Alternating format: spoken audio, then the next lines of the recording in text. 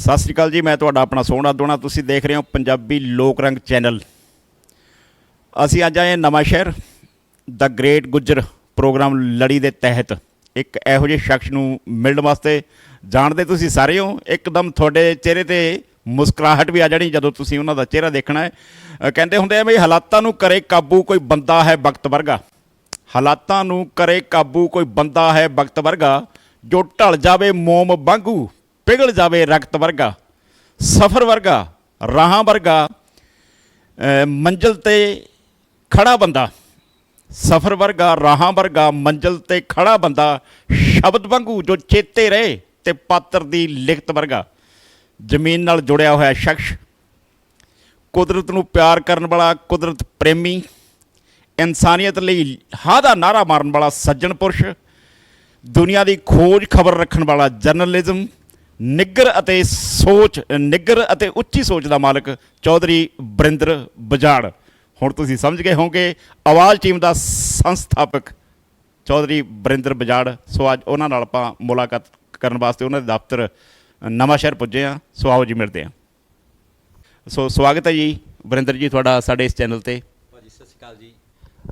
ਪੰਜਾਬੀ ਲੋਕ ਰੰਗ ਔਰ ਸੋਹਣਾ ਦੁਆਣਾ ਜੀ ਸਾਰੀ ਟੀਮ ਪਹਿਲਾਂ ਤਾਂ ਬਹੁਤ ਵਧਾਈ ਦੀ ਪਾਤਰ ਹੈ। ਤੁਸੀਂ ਬਹੁਤ ਸੋਹਣੇ ਉਪਰਾਲੇ ਹੁੰਦੇ ਆ ਤੁਹਾਡੇ, ਅਤੇ ਸਦਾ ਹੀ ਤੁਸੀਂ ਜਿਹੜੇ ਸਾਡੇ ਸਮਾਜ ਦੇ, ਸਾਡੇ ਦੇਸ਼ ਦੇ, ਸਾਡੀਆਂ ਕੁਰੀਤੀਆਂ ਦੇ ਜੋ ਵੀ ਅਸੀਂ ਹੋਰ ਵਧੀਆ ਕਰ ਸਕਦੇ ਹਾਂ ਉਹਨਾਂ ਸਾਰੀਆਂ ਚੀਜ਼ਾਂ ਨੂੰ ਬਹੁਤ ਹੀ ਸੋਹਣੇ ਅੱਖਰਾਂ ਨਾਲ, ਆਪਣੀ ਸ਼ਬਦਾਵਲੀ ਨਾਲ ਲੋਕਾਂ ਨੂੰ ਮੋਟੀਵੇਟ ਕਰਦੇ ਹੋ, ਅਤੇ ਇਹਦੇ ਲਈ ਤੁਹਾਡੀ ਸਾਰੀ ਟੀਮ ਬਹੁਤ ਵਧਾਈ ਦੀ ਪਾਤਰ ਹੈ ਸਭ ਤੋਂ ਪਹਿਲਾਂ ਤਾਂ। ਅਤੇ ਇਹ ਜਿਹੜੇ ਤੁਸੀਂ ਬਹੁਤ ਵੱਡੇ ਸ਼ਬਦ ਕਹੇ ਨੇ, ਮੈਂ ਬੜੀ ਨਾਚੀਜ਼ ਜਿਹੀ ਚੀਜ਼ ਹਾਂ ਜੀ। ਮੇਰੇ ਤਾਂ ਮਤਲਬ ਕੁਦਰਤੀ ਕਰਨ ਵਾਲੀ ਹੈ, ਈਸ਼ਵਰ ਵਾਹਿਗੁਰੂ ਅੱਲਾ ਜੋ ਵੀ ਅਸੀਂ ਕਹਿ ਲਈਏ ਉਹੀ ਮਹਾਨ ਹੈ, ਉਹਦੇ ਹੀ ਕੀਤਿਆਂ ਸਭ ਕੁਝ ਹੁੰਦਾ।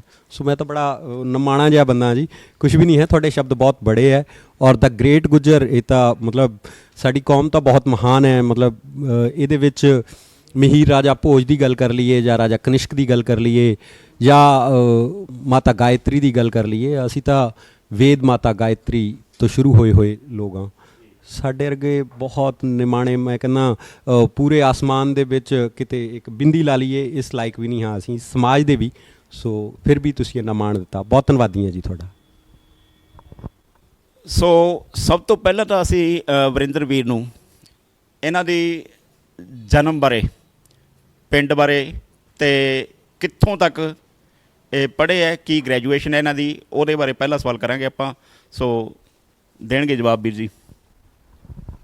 ਭਾਜੀ ਪਿੰਡ ਮੇਰਾ ਕਰੀਮਪੁਰ ਧਿਆਨੀ ਹੈ ਜੀ, ਔਰ ਮੇਰੇ ਫਾਦਰ ਸਾਹਿਬ ਜਿਹੜੇ ਸੀਗੇ ਉਹ ਏਅਰਫੋਰਸ ਤੋਂ ਰਿਟਾਇਰਡ ਸੀਗੇ, ਚੌਧਰੀ ਹਰਬੰਸ ਲਾਲ ਜੀ।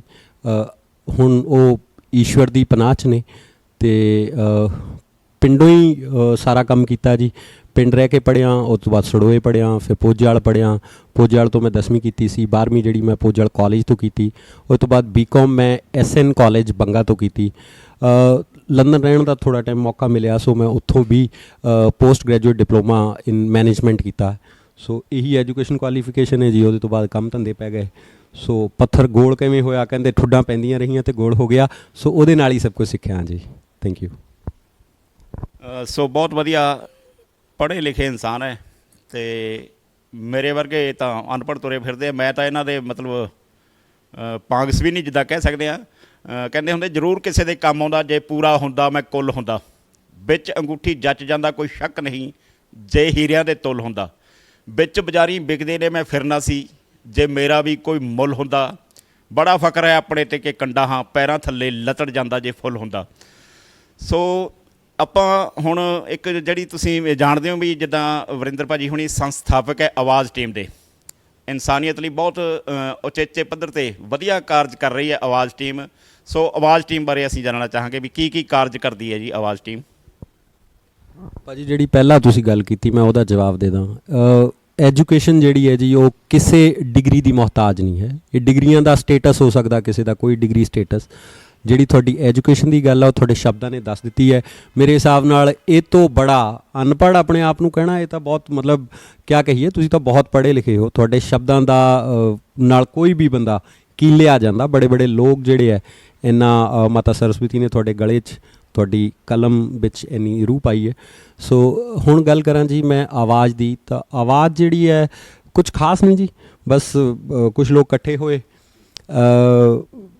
ਹੁਣ ਤੱਕ ਕਾਫੀ ਟਾਈਮ ਹੋ ਗਿਆ, ਦੇਖੋ ਅਸੀਂ 2016 ਤੋਂ ਰਜਿਸਟਰਡ ਹਾਂ। ਸੋ 2016 ਦੇ ਵਿੱਚ ਜਦੋਂ ਅਸੀਂ ਸ਼ੁਰੂ ਕੀਤਾ ਸੀ ਭਾਜੀ, ਤੇ ਹਾਲਾਤ, ਇੱਕ ਬਜ਼ੁਰਗ ਲੇਡੀ ਸੀਗੀ ਜਲਾਲਪੁਰ ਤੋਂ, ਉਹਨਾਂ ਦੇ ਕੁਝ ਫਿਲਮਾ ਰਹੇ ਸੀਗੇ ਅਸੀਂ ਵੀ ਆਪਣੇ ਏਰੀਏ ਦੀਆਂ ਕੁਝ ਪ੍ਰੋਬਲਮਸ ਨੂੰ। ਸੋ ਉਹਨਾਂ ਦੇ ਹਾਲਾਤ ਦੇਖੇ ਤੇ ਉਹ ਬੜੇ ਨਾਸਾਜ਼ ਸੀਗੇ। ਅਸੀਂ ਆਪਣੀ ਵੱਲ ਤੋਂ ਕੋਸ਼ਿਸ਼ ਕੀਤੀ ਵੇ ਚਲੋ ਮਿਲ ਵਰਤ ਕੇ ਕੁਝ ਪਾਈਏ, ਤਾਂ ਸਮਝ ਲੱਗੀ ਕਿ ਬਜਟ ਜ਼ਿਆਦਾ ਹੈ। ਲੋਕਾਂ ਨੂੰ ਹਾਕ ਮਾਰੀ, ਤੇ ਉਹ ਮਾਰੀ ਹੋਈ ਆਵਾਜ਼ ਜਿਹੜੀ ਹੈ ਉਹ ਜਿਵੇਂ ਕਹਿੰਦੇ ਨੇ ਵੇ ਉਹ ਦਿਲੋਂ ਨਿਕਲੀ ਸੀਗੀ, ਸੱਚੀ ਇਨਸਾਨੀਅਤ ਦੇ ਲਈ ਸੀਗੀ। ਸੋ ਇਸ ਨਾਲ ਉਹ ਆਟੋਮੈਟਿਕ ਹੀ ਜਿਹੜੇ ਹੈ ਲੋਕ ਜੁੜਦੇ ਚਲੇ ਗਏ। ਅਤੇ ਇੱਕ ਇਹੋ ਜਿਹਾ ਉਪਰਾਲਾ ਕਰਨ ਦਾ ਸਾਡਾ ਮਕਸਦ ਸੀਗਾ ਵੀ ਜਿਹਦੇ ਵਿੱਚ ਜਿਹੜਾ ਜ਼ਰੂਰਤਮੰਦ ਹੈ ਉਹਦੀ ਜਿਹੜੀ ਜ਼ਰੂਰਤ ਹੈ, ਕਿਉਂਕਿ ਜ਼ਰੂਰਤ ਸਮਾਜ ਦੇ ਵਿੱਚ, ਮੈਂ ਬਹੁਤ ਵਾਰ ਪਹਿਲਾਂ ਵੀ ਕਿਹਾ, ਸਮਾਜ ਦੇ ਵਿੱਚ ਜ਼ਰੂਰਤ ਕਦੇ ਵੀ ਕਿਸੇ ਨੂੰ ਕਿਸੇ ਟਾਈਮ ਵੀ ਹੋ ਸਕਦੀ ਹੈ। ਅੱਜ ਮੈਂ ਸੁੱਖ ਨਾਲ ਰੋਟੀ ਖਾਂਦਾ, ਕੱਲ੍ਹ ਨੂੰ ਉੱਥੇ ਜਾਂਦੇ ਕਿਸੇ ਦਾ ਐਕਸੀਡੈਂਟ ਹੋ ਜਾਏ ਭਾਜੀ, ਕਿਸੇ ਦਾ ਕੁਛ ਨਹੀਂ ਪਤਾ, ਔਰ ਕਦ ਕਿਹੜਾ ਬੰਦਾ ਕਦੋਂ। ਸੋ ਸਮਾਜ ਦੀ ਜ਼ਿੰਮੇਵਾਰੀ ਬਣਦੀ ਹੈ ਕਿ ਜੇ ਕੋਈ ਪਿਛੜ ਗਿਆ ਹੈ ਉਹਨੂੰ ਬਾਂਹ ਫੜ ਕੇ ਖੜਾ ਕਰ ਲਈਏ, ਅਤੇ ਜਦੋਂ ਕੋਈ ਬੰਦਾ ਚੱਲਣਯੋਗ ਹੋ ਜਾਏ ਤਾਂ ਉਹ ਦੂਜੇ ਦੀ ਬਾਂਹ ਫੜ ਕੇ ਉਹਨੂੰ ਅੱਗੇ ਲਿਆਏ। ਸੋ ਇਸ ਮਨੋਭਾਵ ਨਾਲ ਹੈ ਨਾ, ਕਰਨ ਕਰਾਵਣ ਆਪੇ ਆਪੇ ਆਪ, ਹੈ ਨਾ। ਸੋ ਮਾਨਸ ਦੇ ਕੁਛ ਹੱਥ ਨਹੀਂ ਹੈ, ਈਸ਼ਵਰ ਆਪਣੇ ਆਪ ਕਰਦਾ। ਸੋ ਆਪਣੇ ਆਪ ਹੀ ਬਿਦਨਾ ਬਣੀ ਹੈ, ਬਹੁਤ ਸਾਰੇ ਲੋਕ ਜੁੜੇ ਨੇ, ਅਤੇ ਆਪਣੇ ਆਪ ਬੜਾ ਟਰਾਂਸਪੇਰੈਂਟ ਉਪਰਾਲਾ ਕਰਨ ਦੀ ਕੋਸ਼ਿਸ਼ ਕੀਤੀ ਸੀ ਅਸੀਂ ਵੀ ਹਰ ਜਿਹੜਾ ਵੀ ਰੁਪਈਆ ਆਏਗਾ ਉਹਦਾ ਵੀ ਹਿਸਾਬ ਦਾਂਗੇ, ਅਤੇ ਜਿਹੜਾ ਖਰਚ ਹੋਏਗਾ ਉਹਦਾ ਵੀ ਹਿਸਾਬ ਦਾਂਗੇ। ਸੋ awazsociety.com 'ਤੇ ਤੁਸੀਂ ਦੇਖ ਸਕਦੇ ਹੋ, ਬਹੁਤ ਹੀ ਟਰਾਂਸਪੇਰੈਂਟਲੀ ਅਸੀਂ ਹਰ ਇੱਕ ਪੈਨੀ ਦਾ ਹਿਸਾਬ ਦਿੰਦੇ ਹਾਂ, ਅਤੇ ਆਪਣੇ ਆਪ ਲੋਕ ਸਾਥ ਦਿੰਦੇ ਨੇ ਜੀ। ਸੋ ਉਸੇ ਹਿਸਾਬ ਨਾਲ ਚੱਲ ਰਹੀ ਜੀ। ਸੋ ਬਹੁਤ ਵਧੀਆ ਉਪਰਾਲੇ ਕਰ ਰਹੀ ਹੈ ਆਵਾਜ਼ ਟੀਮ। ਅਸੀਂ ਅਗਾਂਹ ਤੋਂ ਵੀ ਇਹੀ ਉਮੀਦ ਰੱਖਦੇ ਹਾਂ ਵੀ ਇਹ ਆਵਾਜ਼ ਟੀਮ ਹੈ ਜਿਹੜੀ ਚਿਰ ਸਥਾਈ ਜਿਹੜਾ ਕੰਮ ਕਰਦੀ ਰਹੇ, ਇਨਸਾਨੀਅਤ ਦੀ ਸੇਵਾ ਕਰਦੀ ਰਹੇ। ਸੋ ਸਾਡੇ ਵੀਰ ਨੂੰ ਖੇਡਾਂ ਨਾਲ ਵੀ ਬਹੁਤ ਪਿਆਰ ਹੈ। ਇਹਨਾਂ ਨੇ ਪਿੱਛੇ ਮਿੰਨੀ ਓਲੰਪਿਕ ਕਰਵਾਇਆ ਸੀ, ਉਹਦੇ ਨਾਲ ਪਿੰਡ ਦੇ ਵਿੱਚ ਪਾਰਟੀਸਪੇਟ ਬਹੁਤ ਹੀ ਖਿਡਾਰੀਆਂ ਨੇ ਕੀਤਾ ਸੀ। ਬਹੁਤ ਨਿਰੋਲ ਖੇਡਾਂ ਹੋਈਆਂ ਸੀ ਉਸ ਪਿੰਡ ਦੇ ਵਿੱਚ, ਮੈਂ ਵੀ ਉੱਥੇ ਮੌਕਾ ਮਿਲਿਆ ਸੀ, ਤੁਸੀਂ ਦੇਖਿਆ ਹੀ ਉੱਥੇ। ਅਤੇ ਖੇਡਾਂ ਦੇ ਨਾਲ ਜੁੜੇ ਹੋਏ ਸਾਡੇ ਵੀਰ, ਇਹ ਖੇਡਾਂ ਦੀ ਵੀ ਬਹੁਤ ਸੇਵਾ ਕੀਤੀ ਇਹਨਾਂ ਨੇ। ਸੋ ਉਸ ਮਿੰਨੀ ਓਲੰਪਿਕ ਦਾ ਜੇ ਕੋਈ ਖੱਟਾ ਮਿੱਠਾ ਤਜਰਬਾ ਉਹ ਵੀ ਸਾਂਝਾ ਕਰੋ, ਅਤੇ ਖੇਡਾਂ ਬਾਰੇ ਵੀ ਕੁਛ ਸੁਨੇਹਾ ਦਿਓ ਜੀ। ਭਾਜੀ ਖੇਡਾਂ, ਦੇਖੋ ਖੇਡ ਜਿਹੜਾ ਸ਼ਬਦ ਹੈ ਉਹਦਾ ਮੂਲ ਇਹੀ ਹੈ ਵੀ ਅਸੀਂ ਆਪਣੇ ਮਨ ਨੂੰ ਨਰੋਆ ਕਰ ਲਈਏ, ਆਪਣੇ ਤਨ ਨੂੰ ਨਰੋਆ ਕਰ ਲਈਏ, ਅਤੇ ਇੱਕ ਚੰਗੇ ਸਮਾਜ ਦੀ ਨੀਂਹ ਨਰੋਈ ਰੱਖ ਲਈਏ। ਸੋ ਉਸ ਚੀਜ਼ ਨੂੰ ਆਓ ਖੇਡੀਏ ਦਾ ਨਾਅਰਾ ਲਾਇਆ ਸੀ। ਆਓ ਖੇਡੀਏ ਦਾ ਮਤਲਬ ਇਹ ਹੈ ਵੀ ਅਸੀਂ ਦਰਸ਼ਕ ਨਾ ਰਹੀਏ, ਵੱਧ ਤੋਂ ਵੱਧ ਲੋਕ ਪਾਰਟੀਸਪੇਟ ਕਰਨ, ਬੱਚਿਆਂ ਤੋਂ ਲੈ ਕੇ, ਬਹੁਤ ਛੋਟੇ ਬੱਚਿਆਂ ਤੋਂ ਲੈ ਕੇ ਬਜ਼ੁਰਗਾਂ ਤੱਕ, ਸਭ ਤਰ੍ਹਾਂ ਦੇ ਈਵੈਂਟ ਸੀਗੇ ਉਹਦੇ 'ਚ। ਮੈਂ ਆਪ ਕੋਈ ਬੜਾ ਖਿਡਾਰੀ ਨਹੀਂ ਹਾਂ, ਮੈਂ ਐਵੇਂ ਕੋਈ ਮਤਲਬ ਇਹੋ ਜਿਹੀ ਕੁਛ ਨਾ ਕਰਾਂ। ਹਾਂ, ਜਦੋਂ ਗਰਾਊਂਡ ਦੇ ਵਿੱਚ ਜਵਾਨੀ ਖੇਡਦੀ ਹੈ ਤਾਂ ਉਦੋਂ ਉਹਦੇ 'ਤੇ ਇੱਕ ਅਲੱਗ ਨਸ਼ਾ ਹੁੰਦਾ ਹੈ, ਉਹਦੇ 'ਚ ਕਿਸੇ ਤਰ੍ਹਾਂ ਦਾ ਬਖਰੇਵਾਂ ਨਹੀਂ ਹੁੰਦਾ। ਉਹ ਕਿਸੇ ਤਰ੍ਹਾਂ ਦੀ ਜਾਤ ਬਰਾਦਰੀ ਹਰ ਚੀਜ਼ ਤੋਂ ਉੱਪਰ ਉੱਠ ਕੇ ਉਹ ਲੋਕ ਜਿਹੜੇ ਨੇ ਉਹ ਮਤਲਬ ਇੱਕ ਨਵਾਂ ਜੋਸ਼, ਇੱਕ ਉਤਸਰਜਨ ਹੁੰਦਾ ਉਹਦੇ 'ਚ, ਹੈ ਨਾ। ਕਿਸੇ ਤਰ੍ਹਾਂ ਨਵੀਂ ਚੀਜ਼ ਕਰਨ ਦੀ ਇੱਕ ਐਨਰਜੀ ਹੁੰਦੀ ਹੈ। ਸੋ ਉਸ ਚੀਜ਼ ਨੂੰ ਅਸੀਂ ਵੀ ਕਰਕੇ ਦਿਖਾਉਣਾ ਚਾਹੁੰਦੇ ਸੀਗੇ। ਸੋ ਉਸੇ ਮਨੋਭਾਵ ਨਾਲ ਮੈਂ ਇਕੱਲਾ ਨਹੀਂ ਸੀਗਾ, ਮੇਰੇ ਨਾਲ ਬਹੁਤ ਸਾਰੇ ਹੋਰ ਸਾਥੀ ਸੀਗੇ। ਸੋ ਉਹਨਾਂ ਸਾਰਿਆਂ ਨੇ ਮਿਲ ਕੇ ਬਹੁਤ ਬੜਾ ਉਪਰਾਲਾ ਕੀਤਾ, ਬੜੀ ਕੋਸ਼ਿਸ਼ ਕੀਤੀ, ਔਰ ਲੋਕਾਂ ਦਾ ਸਹਿਯੋਗ ਬਹੁਤ ਜ਼ਿਆਦਾ ਮਿਲਿਆ। ਹਰ ਪਿੰਡ ਤੋਂ ਸਹਿਯੋਗ ਆਇਆ, ਖਿਡਾਰੀ ਆਏ, ਅਤੇ ਲੋਕਾਂ ਦੇ ਮਨੋਭਾਵ ਬੜੇ ਅੱਛੇ ਸੀਗੇ। ਕਰੀਬਨ 2000 ਤੋਂ ਜ਼ਿਆਦਾ ਖਿਡਾਰੀ ਖੇਡ ਗਏ ਸੀਗੇ। ਸਿਰਫ ਨਵਾਂਸ਼ਹਿਰ ਬਲਾਚੌਰ ਤਹਿਸੀਲ ਦਾ ਹੀ ਇਹ ਮੇਲਾ ਸੀਗਾ। ਸੋ ਹੁਣ ਤਾਂ ਮੇਰੇ ਹਿਸਾਬ ਨਾਲ ਬਹੁਤ ਟਾਈਮ ਹੋ ਗਿਆ ਜੀ, 4 ਸਾਲ ਹੋ ਜਾਣੇ ਆ ਸਾਨੂੰ। ਸੋ 4 ਸਾਲ ਅਸੀਂ ਕੋਸ਼ਿਸ਼ ਕਰਾਂਗੇ। ਵੈਸੇ ਬਹੁਤ ਸਾਰੇ ਉਪਰਾਲੇ ਹੋ ਰਹੇ ਨੇ, ਪਰ ਹਾਂ ਨਿਰੋਲ ਰਹਿਣ, ਉਹਦੇ 'ਚ ਰਾਜਨੀਤੀ ਨਾ ਹੋਵੇ, ਖਿਡਾਰੀ ਜਿਹੜੇ ਨੇ ਉਹ ਰਾਜਨੀਤੀ ਤੋਂ ਦੂਰ ਰਹਿਣ, ਅਤੇ ਖੇਡਾਂ ਦੀ ਰਾਜਨੀਤੀ ਨਾ ਹੋਵੇ, ਅਤੇ ਰਾਜਨੀਤੀ ਦੀ ਖੇਡ ਉੱਥੇ ਨਾ ਹੋਵੇ। ਸੋ ਮੇਰਾ ਇਹ ਸੰਦੇਸ਼ ਤਾਂ ਜ਼ਰੂਰ ਹੈ, ਅਤੇ ਨਿਰੋਲ ਖੇਡਾਂ ਹੋਣ, ਇਹ ਬਹੁਤ ਜ਼ਰੂਰੀ ਹੈ ਜੀ। ਸੋ ਬਹੁਤ ਵਧੀਆ ਸੁਨੇਹਾ। ਖੇਡਾਂ ਦੇ ਉੱਤੇ ਜਦੋਂ ਰਾਜਨੀਤੀ ਹੋਣ ਲੱਗ ਜਾਂਦੀ ਹੈ, ਫਿਰ ਕਿਤੇ ਨਾ ਕਿਤੇ ਜਿਹੜਾ ਮਿਆਰ ਹੈ ਖੇਡਾਂ ਦਾ, ਖਿਡਾਰੀਆਂ ਦਾ, ਜ਼ਰੂਰ ਡਿੱਗਦਾ ਹੈ। ਸੋ ਬੇਨਤੀ ਹੈ ਸਾਰੇ ਵੀਰਾਂ ਨੂੰ ਵੀ ਖੇਡਾਂ ਨੂੰ ਆਪਾਂ ਖੁੱਲ੍ਹੀਆਂ ਰਹਿਣ ਦਈਏ, ਤਾਂ ਕਿ ਅਸੀਂ ਨਵੇਂ ਖਿਡਾਰੀ ਹੈ ਜਿਹੜੇ ਤਿਆਰ ਕਰ ਸਕੀਏ। ਫੀਲਡ ਹੈ, ਘੱਟੋ ਘੱਟ ਇਹ ਜਿਹੜਾ ਫੀਲਡ ਹੈ, ਕਿਉਂਕਿ ਖਿਡਾਰੀ ਜਿਹੜੇ ਨੇ ਉਹਨਾਂ ਦੀ ਵੰਡ ਨਾ ਕਰੀਏ। ਸੋ ਖੇਡਾਂ ਨੂੰ ਰਾਜਨੀਤੀ ਦੀ ਖੇਡ ਤੋਂ, ਅਤੇ ਰਾਜਨੀਤੀ ਨੂੰ ਖੇਡਾਂ ਦੀ ਖੇਡ ਤੋਂ ਥੋੜ੍ਹਾ ਜਿਹਾ ਦੂਰ ਰੱਖੀਏ ਤਾਂ ਉਹ ਬਿਹਤਰ ਹੈ। ਇਹ ਬਾਕੀ ਗੁਜ਼ਾਰਿਸ਼ ਹੈ, ਲੋਕੀ ਜ਼ਿਆਦਾ ਸਮਝਦਾਰ ਹੈ, ਸ਼ਾਇਦ ਉਹ ਜ਼ਿਆਦਾ ਬਿਹਤਰ ਜਾਣਦੇ ਹੋਣਗੇ। ਜੀ ਸੋ ਤੁਸੀਂ ਹੋਰ ਵੀ ਬਹੁਤ ਕੁਦਰਤ ਦੇ ਪ੍ਰੇਮੀ ਹੋ ਅਤੇ ਬੂਟੇ ਤੁਸੀਂ ਲਾਉਂਦੇ ਰਹਿੰਦੇ ਹੋ। ਮੈਂ ਦੇਖਦਾ ਤੁਸੀਂ ਬੂਟੇ ਵੀ ਲਾਉਂਦੇ ਰਹਿੰਦੇ ਹੋ। ਇਹ ਤੁਸੀਂ ਸੁਨੇਹਾ ਵੀ ਦੇਣਾ ਹੈ ਵਾਤਾਵਰਣ ਨੂੰ ਸੰਭਾਲਣ ਲਈ। ਮੇਰੇ ਨਾਲੋਂ ਸੁਚੱਜਾ ਸੁਨੇਹਾ ਤੁਸੀਂ ਦੇ ਸਕਦੇ ਹੋ ਵਾਤਾਵਰਣ ਬਾਰੇ ਵੀ ਤੁਸੀਂ। ਮੈਂ ਸ਼ਾਇਦ ਸੱਚੀ ਦੱਸਦਾ, ਮੇਰੀ ਗਲੇ 'ਚ ਤੁਹਾਡੇ ਜਿੰਨਾ ਰਸ ਸ਼ਾਇਦ ਕਦੇ ਵੀ ਨਹੀਂ ਆਏਗਾ, ਹੈ ਨਾ। ਤੋ ਅਸੀਂ ਤਾਂ ਤੁਹਾਡੇ ਮੁਰੀਦ ਆਏ ਨਾ ਸ਼ਬਦਾਂ ਲਈ। ਅਤੇ ਪਰ ਹਾਂ, ਵਾਤਾਵਰਣ ਐਕਚੁਅਲ 'ਚ ਜ਼ਰੂਰਤ ਹੈ। ਮੈਂ ਥੋੜ੍ਹੇ ਦਿਨ ਪਹਿਲਾਂ ਵਾਤਾਵਰਣ 'ਤੇ ਮੈਨੂੰ ਥੋੜ੍ਹਾ ਜਿਹਾ ਇਹ ਹੈ ਵੀ ਜੋ ਦਿਮਾਗ 'ਚ ਆਉਂਦਾ ਉਹ ਫਤੂਰ ਚੜ੍ਹ ਜਾਂਦਾ, ਸਮਝ ਲੱਗਦੀ ਨਹੀਂ ਕੁਛ, ਅਤੇ ਫਿਰ ਬੰਦਾ ਕੀ ਕਰਦਾ ਵੀ ਚਲੋ ਯਾਰ ਸੋਸ਼ਲ ਮੀਡੀਆ 'ਤੇ ਲਿਖ ਹੀ ਲੈਂਦੇ ਹਾਂ।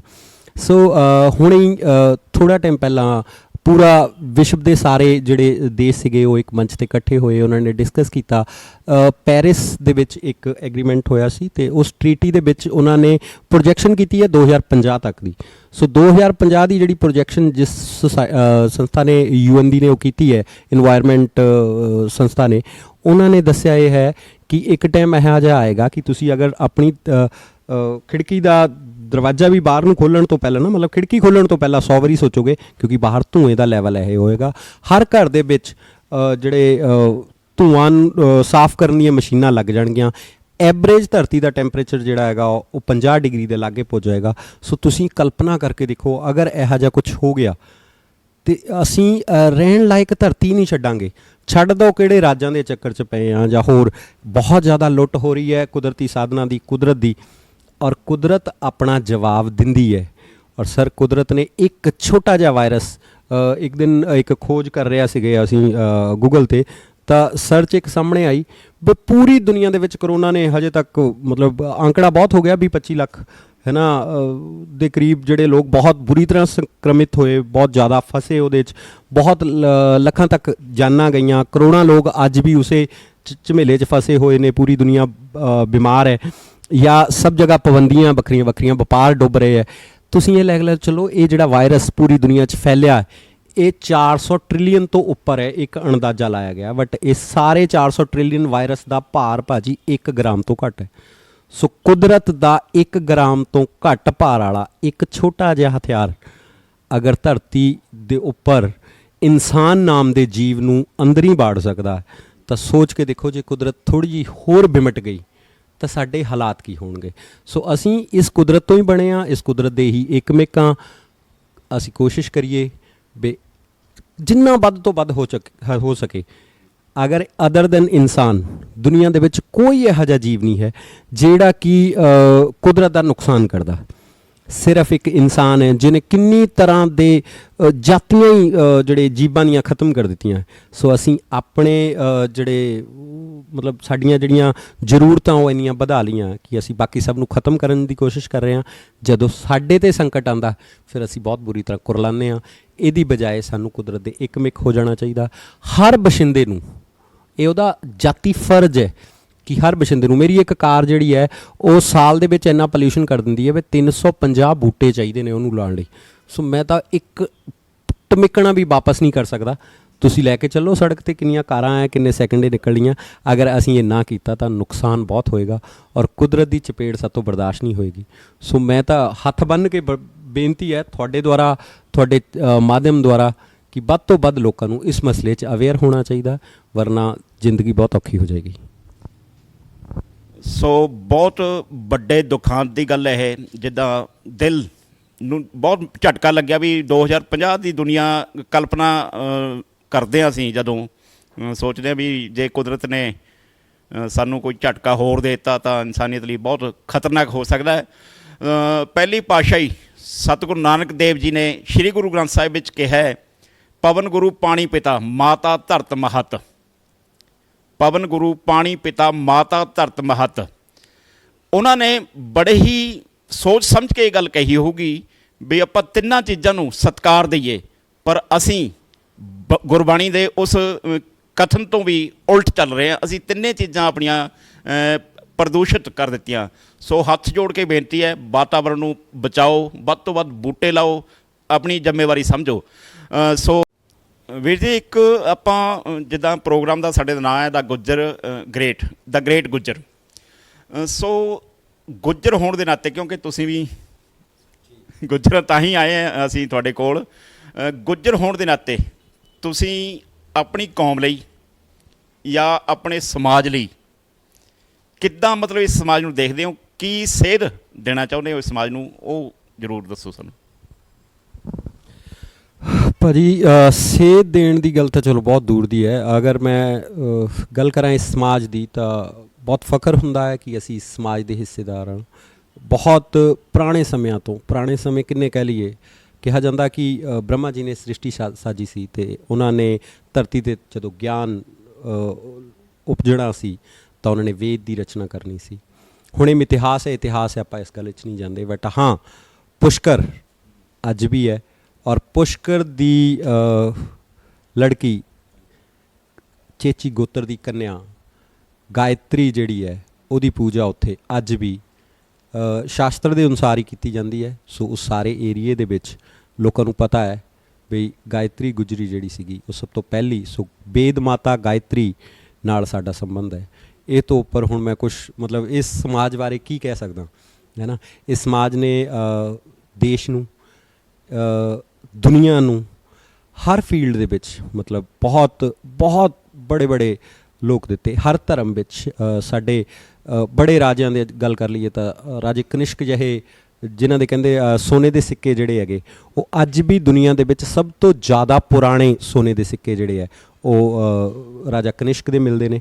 ਸੋ ਅਸੀਂ ਉਹਨਾਂ ਦੇ ਨਾਮ 'ਤੇ ਗੁੱਜਰ ਡੇ ਵੀ ਮਨਾਉਂਦੇ ਹਾਂ, ਹੈ ਨਾ। ਮਿਹੀਰ ਰਾਜਾ ਭੋਜ ਨੂੰ ਕੌਣ ਨਹੀਂ ਜਾਣਦਾ, ਹੈ ਨਾ। ਅਤੇ ਪ੍ਰਤੀਹਾਰ ਰਾਜੇ ਹੋਣ ਜਾਂ ਸਾਡਾ ਗੁਜਰਾਤਰਾ ਹੋਏ, ਇਹੋ ਜਿਹੀਆਂ ਕੌਮਾਂ ਬਹੁਤ ਘੱਟ ਹੁੰਦੀਆਂ ਨੇ। ਵੈਸੇ ਵੀ ਅਗਰ ਤੁਸੀਂ ਕਿਸੇ ਪਿੰਡ ਦਾ ਨਾਮ ਕਿਸੇ ਬੰਦੇ ਦੇ ਨਾਮ 'ਤੇ ਲਓ ਤਾਂ ਉਹ ਬੰਦਾ ਜਿਹੜਾ ਹੈ ਬਹੁਤ ਮਸ਼ਹੂਰ ਰਿਹਾ ਹੋਏਗਾ ਜਾਂ ਉਹਦਾ ਕੋਈ ਬੜਾ ਕੰਟਰੀਬਿਊਸ਼ਨ ਹੋਏਗਾ। ਦੁਨੀਆ ਦੇ ਵਿੱਚ ਬਹੁਤ ਘੱਟ ਸਮਾਜ ਇਹੋ ਜਿਹੇ ਨੇ ਜਿਨ੍ਹਾਂ ਦੇ ਨਾਮ 'ਤੇ ਦੇਸ਼ਾਂ ਪ੍ਰਦੇਸ਼ਾਂ ਦੇ ਨਾਮ ਨੇ। ਸੋ ਸਾਨੂੰ ਸਾਡੀ ਕੌਮ ਨੂੰ ਮਾਣ ਹੋਣਾ ਚਾਹੀਦਾ ਕਿ ਗੁਜਰਾਤ, ਗੁਜਰਾਂਵਾਲਾ, ਇਹੋ ਜਿਹੇ ਆਮ ਪਿੰਡ ਜਿਹੜੇ ਹੈ ਉਹ ਸਾਡੀ ਕੌਮ ਦੇ ਨਾਮ 'ਤੇ ਮਿਲਦੇ ਨੇ। ਅਗਰ ਮੈਂ ਗੱਲ ਕਰਾਂ ਜਿੱਦਾਂ ਬ੍ਰਿਗੇਡੀਅਰ ਚਾਂਦਪੁਰੀ ਵਰਗੇ ਸ਼ੂਰਵੀਰ, ਹੈ ਨਾ, ਮੈਂ ਪੁਰਾਣਿਆਂ ਨੂੰ ਛੱਡ ਦਿੰਦਾ, ਮਾਡਰਨ ਹਿਸਟਰੀ 'ਚ ਵੀ ਆ ਜਾਈਏ। ਸੋ ਅਗਰ ਦੇਸ਼ ਦੀ ਆਜ਼ਾਦੀ ਦੇ ਜਿਹੜੇ ਸਭ ਤੋਂ ਪਹਿਲੇ ਜਿਹੜੇ ਘੋਲ ਸੀਗੇ ਉਹਨਾਂ ਦੇ ਵਿੱਚ ਸਾਡਾ ਕੰਟਰੀਬਿਊਸ਼ਨ। ਅਤੇ ਹਾਂ ਇਹ ਗੱਲ ਵੱਖਰੀ ਹੈ ਵੀ ਹਿਸਟਰੀ ਦੇ ਵਿੱਚ ਕਿਤੇ ਨਾ ਕਿਤੇ ਸ਼ਾਇਦ ਪਤਾ ਨਹੀਂ ਕਿਹਨਾਂ ਕਾਰਨਾਂ ਕਰਕੇ ਸਾਨੂੰ ਲੁਕੋਇਆ ਜ਼ਰੂਰ ਗਿਆ ਹੋਏਗਾ, ਪਰ ਅੱਜ ਵੀ ਬਹੁਤ ਰਾਸ਼ਟਰੀ ਇੰਟਰਨੈਸ਼ਨਲ ਪੱਧਰ ਦੇ ਈਵਨ ਖਿਡਾਰੀ ਸਾਡੇ, ਹੈ ਨਾ। ਅਤੇ ਭਾਰਤ ਛੱਡੋ ਤੁਸੀਂ ਅਫਗਾਨਿਸਤਾਨ ਜਾਂ ਫਿਰ ਆਪਾਂ ਗੱਲ ਕਰ ਲਈਏ ਈਵਨ ਪਾਕਿਸਤਾਨ ਜਾਂ ਹੋਰ ਬਹੁਤ ਅੱਜ ਕੱਲ੍ਹ ਤਾਂ ਕੈਨੇਡਾ, ਅਮਰੀਕਾ, ਸਭ ਜਗ੍ਹਾ ਬੜੇ ਬੜੇ ਵਪਾਰ ਜਿਹੜੇ ਨੇ ਉਹਦੇ 'ਚ ਸਾਡੀ ਸ਼ਮੂਲੀਅਤ ਹੈ। ਇੰਡੀਆ ਦੇ ਵਿੱਚ ਹੁਣ ਪੋਲੀਟੀਕਲੀ ਵੀ ਸਾਡੇ ਬੰਦੇ ਬਹੁਤ ਐਕਟਿਵ ਹੋ ਰਹੇ ਹੈ ਨਾ। ਸੋ ਸਾਡੇ ਕੋਲ ਤਾਂ ਮਤਲਬ ਏਅਰ ਕਮਡੋਰ ਜਸਜੀਤ ਸਿੰਘ ਵਰਗੇ DRDO ਦੇ ਹੈੱਡ ਰਹੇ ਆ ਉਹ। ਸੋ ਬਹੁਤ ਬੜੇ ਬੜੇ ਬੰਦੇ ਨੇ ਅੱਜ ਦੀ ਡੇਟ 'ਚ। ਤੁਸੀਂ ਦੇਖ ਲਓ ਆਪਣੇ ਨੀਤੀ ਆਯੋਗ ਦੇ ਹੈੱਡ ਸਾਡੇ ਰਤਿਆਲ ਤੋਂ, ਹੈ ਨਾ, ਬਜਾੜ ਸਾਹਿਬ ਤੋਂ। ਸੋ ਮਤਲਬ ਇਸ ਕੌਮ ਬਾਰੇ ਗੱਲ ਕਰਨੀ ਉਹ ਤਾਂ ਸਮੁੰਦਰ 'ਚੋਂ ਬੂੰਦ ਭਰਨ ਵਾਲੀ ਗੱਲ ਹੈ ਜੀ, ਹੈ ਨਾ। ਸਾਡਾ ਗਿਆਨ ਇੰਨਾ ਹੀ ਹੈ, ਇਹ ਬੜੀ ਕੌਮ ਹੈ। ਅਤੇ ਮਤਲਬ ਅਸੀਂ ਤਾਂ ਬਹੁਤ ਮਿੱਕਣੇ ਆ। ਗ੍ਰੇਟ ਗੁੱਜਰ ਤੁਹਾਡਾ ਬਹੁਤ ਬੜਾ ਸ਼ੋਅ ਹੈ ਅਤੇ ਤੁਸੀਂ ਬਹੁਤ ਮਤਲਬ ਬਹੁਤ ਲੋਕ ਹੈ ਜਿਹਨਾਂ ਨੂੰ ਲੈ ਸਕਦੇ ਹੋ। ਮੈਂ ਤਾਂ ਬਹੁਤ ਹੀ ਮਤਲਬ ਕਿਆ ਕਹਾਂ, ਹੈ ਨਾ, ਕਹਿਣ ਲਈ ਸ਼ਬਦ ਨਹੀਂ ਹੈ। ਬਟ ਹਾਂ ਤੁਸੀਂ ਮਾਣ ਦਿੱਤਾ ਹੈ, ਮੈਂ ਬੜਾ ਧੰਨਵਾਦੀ ਹਾਂ। ਜ਼ਰੂਰ ਤੁਹਾਡੇ ਪ੍ਰੋਗਰਾਮ ਨੂੰ ਬਹੁਤ ਸਕਸੈਸ ਮਿਲੇ ਅਤੇ ਤੁਸੀਂ ਬੜੇ ਬੜੇ ਲੋਕਾਂ ਨੂੰ ਲੈ ਕੇ ਆਓ। ਸਮਾਜ ਦੇ ਵਿੱਚ ਸਾਡੇ 'ਚ ਕਿਸੇ ਤਰ੍ਹਾਂ ਦੀ ਕਮੀ ਨਹੀਂ ਹੈ ਜੀ। ਸੋ ਹਰੇਕ ਬੰਦੇ ਨੂੰ ਵੈਸੇ ਤਾਂ ਆਪਣੀ ਕੌਮ ਦੇ ਉੱਤੇ ਫਖਰ ਹੁੰਦਾ ਹੈ। ਸਾਡਾ ਮਤਲਬ ਜਾਤੀਵਾਦ ਨਾਲ ਕੋਈ ਸੰਬੰਧ ਨਹੀਂ। ਮੈਂ ਪਹਿਲਾਂ ਵੀ ਕਿਹਾ ਸੀ ਕਿ ਇੰਟਰਵਿਊ ਦੇ ਵਿੱਚ ਸਾਰੀਆਂ ਕੌਮਾਂ ਨੂੰ ਅਸੀਂ ਸਲਾਮ ਕਰਦੇ ਹਾਂ, ਸਾਰੇ ਧਰਮਾਂ ਨੂੰ ਅਸੀਂ ਸਲਾਮ ਕਰਦੇ ਹਾਂ। ਹਰੇਕ ਬੰਦੇ ਨੂੰ ਆਪਣੀ ਕੌਮ ਦੇ ਉੱਤੇ ਪ੍ਰਾਊਡ ਫੀਲ ਹੁੰਦਾ ਹੈ। ਸੋ ਸਾਨੂੰ ਵੀ ਮਾਣ ਹੈ ਕਿਉਂਕਿ ਅਸੀਂ ਗੁੱਜਰ ਹਾਂ। ਸਾਡੀ ਹਿਸਟਰੀ ਹੈ ਜਿਹੜੀ ਚੱਕ ਕੇ ਦੇਖੋ ਵੀ ਬਹੁਤ ਪੁਰਾਣੀ ਹਿਸਟਰੀ ਹੈ। ਬ੍ਰਹਮਾ ਜੀ ਤੋਂ, ਵਰਿੰਦਰ ਜੀ ਨੇ ਦੱਸਿਆ ਵੀ ਉੱਥੋਂ ਸ਼ੁਰੂ ਹੋ ਜਾਂਦਾ ਹੈ, ਗਾਇਤਰੀ ਦੇਵੀ ਤੋਂ ਸਾਡਾ ਜਿਹੜਾ। ਸੋ ਬਹੁਤ ਵਧੀਆ ਗੱਲ ਕੀਤੀ ਜੀ ਗੁੱਜਰ ਕੌਮ ਬਾਰੇ। ਹੁਣ ਤੁਸੀਂ ਸਮਾਜ ਨੂੰ, ਕੋਈ ਸਾਡੇ ਗੁੱਜਰ ਸਮਾਜ ਨੂੰ ਕੋਈ ਸੇਧ ਦੇਣ ਵਾਲੀ, ਜਿੱਥੇ ਤੁਸੀਂ ਲੱਗਦਾ ਵੀ ਇੱਥੇ ਅਸੀਂ ਜਾਂ ਕਮਜ਼ੋਰ ਹਾਂ, ਇੱਥੇ ਅਸੀਂ ਕੋਈ ਗਲਤ ਕੰਮ ਕਰ ਰਹੇ ਹਾਂ, ਉਹਦੇ ਲਈ ਵਰਜਨਾ ਜਾਂ ਕੋਈ ਸੇਧ ਤੁਸੀਂ ਜ਼ਰੂਰ ਦਿਓ। ਹਾਂਜੀ, ਵਰਜਣਾ ਬਹੁਤ ਬੜਾ ਸ਼ਬਦ ਹੋ ਗਿਆ ਅਤੇ ਸੇਧ ਵੀ, ਸੇਧ ਦੇਣ ਲਈ ਬਹੁਤ ਬਹੁਤ ਲੋਕ ਹੈਗੇ ਨੇ। ਹਾਂ, ਮੈਂ ਇੱਕ, ਤੁਸੀਂ ਕਹਿ ਰਹੇ ਹੋ ਤਾਂ ਮੈਂ ਇੱਕ ਆਪਣਾ ਜਾਤੀਗਤ ਜਿਹੜਾ ਮਤਲਬ ਮਸ਼ਵਰਾ ਕਹਿ ਲਓ ਉਹ ਇਹੀ ਦੇਣਾ ਚਾਹਾਂਗਾ ਵੀ ਕੌਮਾਂ ਜਿਹੜੀਆਂ ਨੇ ਉਹ ਕਦੇ ਵੀ ਆਪੇ ਆਪਣੇ ਆਪ ਨੂੰ ਵੱਡਾ ਕਹਿ ਕੇ ਵੱਡੀਆਂ ਨਹੀਂ ਹੁੰਦੀਆਂ, ਠੀਕ ਹੈ ਨਾ। ਜ਼ਮਾਨਾ ਬਦਲ ਗਿਆ ਹੈ, ਸ਼ਾਇਦ ਹੁਣ ਕੌਮਾਂ ਮੇਟ ਵੀ ਹੋ ਗਈਆਂ। ਕੋਈ ਕਹੇ ਮੈਂ ਜੀ ਫਲਾਨਾ ਹੁੰਦਾ, ਮੈਂ ਫਲਾਨਾ ਹੁੰਦਾ, ਇਹਦੇ ਨਾਲ ਕੁਝ ਵੱਡਾ ਨਹੀਂ ਹੁੰਦਾ। ਵੱਡਾ ਕੁਰਬਾਨੀਆਂ ਨਾਲ ਹੁੰਦਾ ਹੈ, ਵੱਡਾ ਉਸ ਗੱਲ ਨਾਲ ਹੁੰਦਾ ਵੀ ਤੁਸੀਂ ਦੁਨੀਆ ਲਈ ਕੀ ਕੀਤਾ, ਬਾਕੀ ਸਮਾਜਾਂ ਲਈ ਕੀ ਕੀਤਾ, ਆਪਣੇ ਦੇਸ਼ ਲਈ ਕੀ ਕੀਤਾ ਅਤੇ ਕੁਦਰਤ ਲਈ ਕੀ ਕੀਤਾ। ਸੋ ਜਦ ਤੱਕ ਤੁਸੀਂ ਉਹ ਨਹੀਂ ਕਰੋਗੇ, ਜਦ ਤੱਕ ਤੁਸੀਂ ਆਪਣੇ ਬੱਚਿਆਂ ਨੂੰ ਐਜੂਕੇਟ ਨਹੀਂ ਕਰੋਗੇ, ਜਦ ਤੱਕ ਤੁਸੀਂ ਕੁਝ ਵੀ ਕਰ ਲਓ, ਜਦ ਤੱਕ ਤੁਸੀਂ ਆਪਣੇ ਸਮਾਜ ਦੇ ਪਿਛੜ ਗਏ ਲੋਕਾਂ ਨੂੰ ਅੱਗੇ ਨਹੀਂ ਲੈ ਕੇ ਆਓਗੇ, ਜਾਂ ਇਕੱਲੇ ਆਪਣੇ ਸਮਾਜ ਦੇ ਨਹੀਂ, ਤੁਸੀਂ ਇਸ ਮੁਲਕ ਦੇ ਬਾਕੀ ਸਮਾਜਾਂ ਦੇ ਮਤਲਬ ਹਰੇਕ ਨੂੰ ਤੁਸੀਂ ਆਪਣੇ ਨਾਲ ਨਹੀਂ ਜੋੜੋਗੇ, ਤਦ ਤੱਕ ਤੁਸੀਂ ਜੋ ਮਰਜ਼ੀ ਆਪਣੇ ਆਪ ਵਿੱਚ ਅਸੀਂ ਮਤਲਬ ਮੈਂ ਮਤਲਬ ਥੋੜ੍ਹਾ ਤਿੱਖਾ ਹੋ ਕੇ ਕਹਿ ਦਾਂ ਤਾਂ ਫੁਕਰਾਗਰਦੀ ਆ ਜਾਏਗੀ। ਸੋ ਇਹ ਕਰਨ ਦੀ ਬਜਾਏ ਸਾਨੂੰ ਰੀਅਲ ਕੰਮ ਕਰਨਾ ਪਏਗਾ। ਮੈਂ ਅਕਸਰ ਦੇਖਦਾ ਸਾਡੇ ਜੈਨ ਸਮਾਜ ਜਿਹੜਾ ਹੈਗਾ ਉਹਨਾਂ ਦੇ ਆਪਣੇ ਇੱਕ ਉਹਨਾਂ ਦਾ ਕੈਂਪ ਚੱਲਦਾ ਹੈ, ਮਤਲਬ ਉਹ ਸਿਵਲ ਸਰਵਿਸਿਜ਼ ਵਗੈਰਾ ਦੀ ਤਿਆਰੀ ਕਰਾਉਂਦੇ ਨੇ ਜਾਂ ਆਪਣੇ ਬੱਚਿਆਂ ਨੂੰ ਤਿਆਰੀ ਕਰਾਉਂਦੇ ਨੇ। ਤੁਸੀਂ ਵਿਸ਼ਵਾਸ ਨਹੀਂ ਕਰੋਗੇ ਕਿ ਇਸ ਵਾਰ ਦੇ ਜਿਹੜੇ ਰਿਜ਼ਲਟ ਸਿਵਲ ਸਰਵਿਸਿਜ਼ ਦੇ ਆਏ ਸੀਗੇ ਉਹਨਾਂ ਦੇ ਵਿੱਚ ਲਗਭਗ 40 ਬੱਚੇ ਉਹਨਾਂ ਦੇ ਆਏ ਔਰ ਪਹਿਲੇ 50 ਦੇ ਵਿੱਚ ਵੀ 12 ਬੱਚੇ ਉਹਨਾਂ ਦੇ ਸੀਗੇ। ਸੋ ਇਹੋ ਜਿਹਾ ਉਪਰਾਲਾ ਮੇਰੇ ਹਿਸਾਬ ਨਾਲ ਸਾਡੇ ਲੋਕਾਂ ਨੂੰ ਵੀ ਕਰਨਾ ਚਾਹੀਦਾ। ਐਜੂਕੇਸ਼ਨ ਤੋਂ ਬਿਨਾਂ ਕੋਈ ਹੱਲ ਨਹੀਂ। ਇੱਕ ਤਾਂ ਸਾਨੂੰ ਐਜੂਕੇਸ਼ਨ 'ਤੇ ਕੰਮ ਕਰਨਾ ਚਾਹੀਦਾ, ਦੂਜਾ ਸਾਨੂੰ ਸੈਲਫਲੈਸਲੀ ਮਤਲਬ ਬਿਨਾਂ ਕਿਸੇ ਬਖਰੇਵੇਂ ਤੋਂ, ਬਿਨਾਂ ਕਿਸੇ ਹੋਰ ਤੋਂ ਲੋਕ ਭਲਾਈ, ਸਮਾਜ ਭਲਾਈ ਲਈ ਕੰਮ ਕਰਨਾ ਚਾਹੀਦਾ। ਪਿਛੜ ਗਿਆਂ ਦਾ ਹੱਥ ਫੜ ਕੇ ਅੱਗੇ ਲੈ ਕੇ ਆਉਣਾ ਚਾਹੀਦਾ, ਇਕੱਲੇ ਆਪਣੇ ਸਮਾਜ ਦੇ ਨਹੀਂ, ਸਭ ਦੇ, ਇਨਸਾਨੀਅਤ ਨਾਤੇ। ਉਹਦੇ ਨਾਲ ਜਦ ਤੁਸੀਂ ਬਾਕੀਆਂ ਲਈ ਕੁਝ ਕਰਦੇ ਹੋ ਤਾਂ ਬਾਕੀ ਆਪਣੇ ਆਪ ਹੀ ਤੁਹਾਨੂੰ ਅੱਗੇ ਲੈ ਕੇ ਜਾਂਦੇ ਨੇ। ਮੈਂ ਇੱਕ ਵਰਜਣਾ ਨਾਮ ਤੋਂ ਆਪਣੇ ਨੌਜਵਾਨਾਂ ਨੂੰ ਇੱਕ ਸੰਦੇਸ਼ ਦਾਂਗਾ, ਸ਼ਾਇਦ ਮਤਲਬ ਮੈਂ ਗਲਤ ਹੋ ਸਕਦਾ, ਮਾਫੀ ਪਹਿਲਾਂ ਹੀ ਮੰਗ ਲੈਂਦਾ। ਸਾਨੂੰ ਸ਼ਾਇਦ ਗੁੱਜਰ ਆਰਮੀ ਵਰਗੀਆਂ ਆਰਮੀ ਬਣਾਉਣ ਦੀ ਲੋੜ ਨਹੀਂ ਹੈ। ਆਰਮੀ ਦੇ ਵਿੱਚ ਸਾਡੇ ਬੰਦੇ ਕਿਸ ਪੋਜੀਸ਼ਨ 'ਤੇ ਪੁੱਜਦੇ ਨੇ, ਕਿੰਨੇ ਪੁੱਜਦੇ ਨੇ, ਔਰ ਸਾਡੀ ਆਰਮੀ ਦੇ ਵਿੱਚ ਉਹ ਕੀ ਪ੍ਰੂਵ ਕਰਦੇ ਨੇ, ਹੈ ਨਾ। ਅਸੀਂ ਮੇਜਰ ਜਨਰਲ ਰਾਮ ਸਿੰਘ ਵਰਗੇ ਬੰਦੇ ਹੋ ਚੁੱਕੇ ਨੇ ਸਾਡੇ ਕੋਲ, ਕਿਨਾ ਮੁਖੂਪੁਰ ਤੋਂ ਹੁਣੇ ਹੀ ਗੁਰਦੀਪ ਚੇਚੀ ਜੀ ਹੈ ਨਾ, ਲੈਫਟੀਨੈਂਟ ਜਨਰਲ ਤੋਂ ਰਿਟਾਇਰਡ ਹੋਏ ਨੇ, ਬ੍ਰਿਗੇਡੀਅਰ ਨੇ ਸਾਡੇ ਕੋਲ, ਬਹੁਤ ਸਾਰੇ ਕਰਨਲਸ ਨੇ। ਸਾਨੂੰ ਕੀ ਲੋੜ ਹੈ? ਮਤਲਬ ਮੇਰੇ ਹਿਸਾਬ ਨਾਲ ਆਰਮੀ ਦੇ ਵਿੱਚ ਜਦੋਂ ਮਰਾਠਾ ਯੂਨਿਟ ਹੋ ਸਕਦਾ ਹੈ, ਜਦੋਂ ਬਹੁਤ ਸਾਰੇ ਰਾਜਪੂਤਾਨਾ ਰੈਜੀਮੈਂਟ ਹੋ ਸਕਦੀ, ਤਾਂ ਗੁੱਜਰ ਰੈਜੀਮੈਂਟ ਵੀ ਹੋ ਸਕਦੀ ਹੈ। ਸਾਨੂੰ ਉਹਦੇ ਲਈ ਟਰਾਈ ਕਰਨੀ ਚਾਹੀਦੀ ਹੈ। ਸਾਨੂੰ ਹੁੱਲੜਬਾਜ਼ੀ ਨਹੀਂ ਕਰਨੀ ਚਾਹੀਦੀ। ਜ਼ਰੂਰ ਸਾਨੂੰ ਆਪਣੇ ਅਗਰ ਸਮਾਜ ਦੀ ਗੱਲ ਕਰੀਏ, ਸਾਨੂੰ ਆਪਣੀ ਹਿਸਟਰੀ ਦੱਸਣ ਦੀ ਬਜਾਏ ਹੁਣੀ ਪਿੱਛੇ ਜੇ ਰੌਲਾ ਪੈ ਰਿਹਾ ਸੀ ਵੀ ਹਿਮਾਚਲ ਦੀ ਕਿਸੇ ਕਿਤਾਬ ਸੰਸਕ੍ਰਿਤ ਦੀ ਬੁੱਕ ਵਿੱਚ ਕੁਛ ਗਲਤ ਹੈ ਨਾ ਲਿਖਿਆ ਗਿਆ। ਸੋ ਸਾਨੂੰ ਉਹਦੇ ਲਈ ਆਪਣੇ ਕੁਛ ਬੱਚਿਆਂ ਨੂੰ ਫੈਲੋਸ਼ਿਪ ਦੇਣੀ ਚਾਹੀਦੀ ਹੈ ਕਿ ਉਹ ਆਪਣੀ ਹਿਸਟਰੀ ਨੂੰ ਲੱਭਣ ਔਰ ਉਸ ਹਿਸਟਰੀ ਨੂੰ ਸਥਾਪਿਤ ਕਰਨ, ਠੀਕ ਹੈ ਨਾ। ਇਹਦੇ 'ਤੇ ਬਹੁਤ ਸਾਰੇ ਕਿਉਂਕਿ ਸਾਡਾ ਭਰਿਆ ਪਿਆ, ਸਾਡੀ ਹਿਸਟਰੀ ਨਾਲ ਸਾਡਾ ਉਹ ਭਰਿਆ ਪਿਆ ਪਿਛੋਕੜ। ਸੋ ਸਾਨੂੰ ਉਹ ਪਿਛੋਕੜ ਜਿਹੜਾ ਹੈ ਉਹ ਅੱਗੇ ਆਏ, ਉਹਦੇ ਲਈ ਅਸੀਂ ਇੱਕ ਫੈਲੋਸ਼ਿਪ ਪ੍ਰੋਗਰਾਮ ਰੱਖ ਸਕਦੇ ਹਾਂ। ਸਾਡੀ ਗੁੱਜਰ ਸੁਸਾਇਟੀ ਕੰਮ ਕਰਦੀ ਹੈ। ਸਾਨੂੰ ਆਪਣੇ ਜਿਹੜੇ ਸਾਡਾ ਸਮਾਜ ਹੈ ਉਹਦੀਆਂ ਜਿਹੜੀਆਂ ਸੰਸਕ੍ਰਿਤਿਕ ਧਰੋਹਰ ਹੈ, ਸਾਡੀ ਬੋਲੀ ਬੜੀ ਮਹਾਨ ਹੈ ਜਿਹਦੇ ਬਾਰੇ ਮਤਲਬ ਉਹਨੂੰ ਪ੍ਰੀਜ਼ਰਵ ਕਰਨ ਦੀ ਲੋੜ ਹੈ। ਬਹੁਤ ਘੱਟ ਇਹੋ ਜਿਹੀਆਂ ਬੋਲੀਆਂ ਨੇ ਜਿਨ੍ਹਾਂ ਦੀ ਆਪਣੀ ਲਿਪੀ ਹੁੰਦੀ ਹੈ। ਸੋ ਗੁਜਰੀ ਭਾਸ਼ਾ ਦੀ ਜਿਹੜੀ ਕਿ ਮਿੱਠੀ ਭਾਸ਼ਾ ਹੈ, ਨਾ ਇਕੱਲੀ ਸਾਡੀ ਬਲਕਿ ਗੁਜਰਾਤ, ਰਾਜਸਥਾਨ, ਬਹੁਤ ਸਾਰੇ ਏਰੀਆ 'ਚ ਬੋਲੀ ਜਾਂਦੀ ਹੈ। ਜੰਮੂ ਕਸ਼ਮੀਰ 'ਚ ਉਹਦੀ ਮਤਲਬ ਇੱਕ ਪ੍ਰੋਪਰ ਰਿਸਰਚ ਸੈਂਟਰ ਹੈ। ਸਾਨੂੰ ਆਪਣੀ ਬੋਲੀ ਨੂੰ ਪ੍ਰੀਜ਼ਰਵ ਕਰਨ ਦੀ ਲੋੜ ਹੈ। ਸਾਨੂੰ ਆਪਣੀ ਸੰਸਕ੍ਰਿਤੀ ਨੂੰ ਪ੍ਰੀਜ਼ਰਵ ਕਰਨ ਦੀ ਲੋੜ ਹੈ। ਸਾਡੇ ਪਹਿਰਾਵੇ ਜਿਹੜੇ ਖਤਮ ਹੁੰਦੇ ਜਾ ਰਹੇ ਨੇ ਉਹਨਾਂ ਨੂੰ ਪ੍ਰੀਜ਼ਰਵ ਕਰਨ ਦੀ ਲੋੜ ਹੈ।